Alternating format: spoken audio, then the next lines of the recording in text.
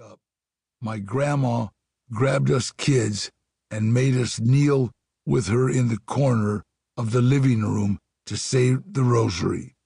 I watched out the corner of my eye while my abuelito stomped around, pumping his fist, yelling about how macho we Trejos were. My uncles were laughing, passing beers, doing play-by-plays of what had gone down. My grandmother made us pray louder, looking at my cousins and me kneeling in prayer for the second time that day. You'd never guess that every one of us would go to jail or prison. But we did. No matter how close to God my grandmother wanted us to be, we were already on the path. We were Trejos. If my family had a legacy, that was it. And you'd never guess that the baddest of the bad, me, would make it out of the prison system, and instead of dying in the streets as a stone-cold junkie and killer, I'd end up being shot, stabbed, decapitated, blown up, hung, flattened by an elevator, and disintegrated into a pool table until my eyeballs rolled into the pockets, in a career that made me the most killed actor in Hollywood history, that I'd meet presidents and have murals of my face painted on walls in different continents, that companies would want me as their spokesman because I was not only loved but trusted, and that I'd have an official day named after me in Los Angeles, because the Danny Trejo who I was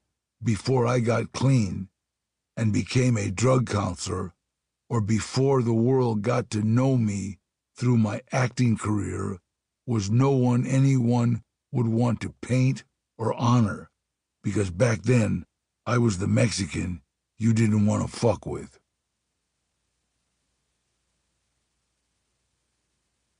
Part 1. Escape. Chapter 1.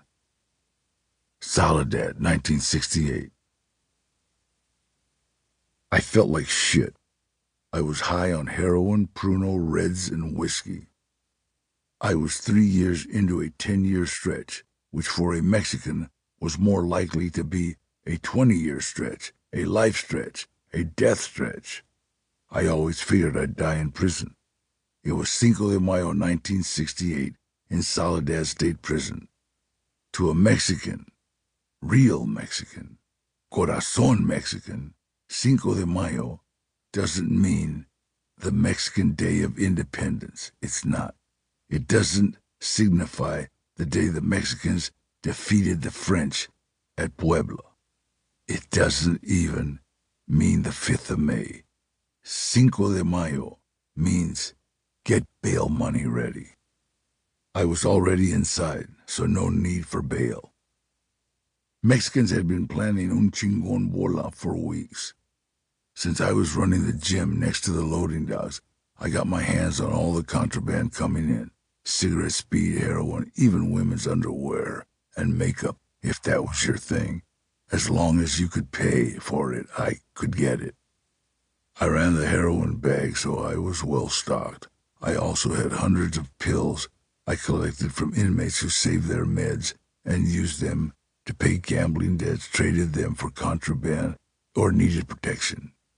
I had a few pints of whiskey, 2 ounces of weed, and the batch of Pruno we'd been making for weeks. A connect in the kitchen got us raisins, oranges, sugar, yeast to mix it with. We'd pour it into garbage bags, twist them tight, wrapped it in T-shirts, and stashed them in the heating vents. When it was ready, we'd strain them through tube socks.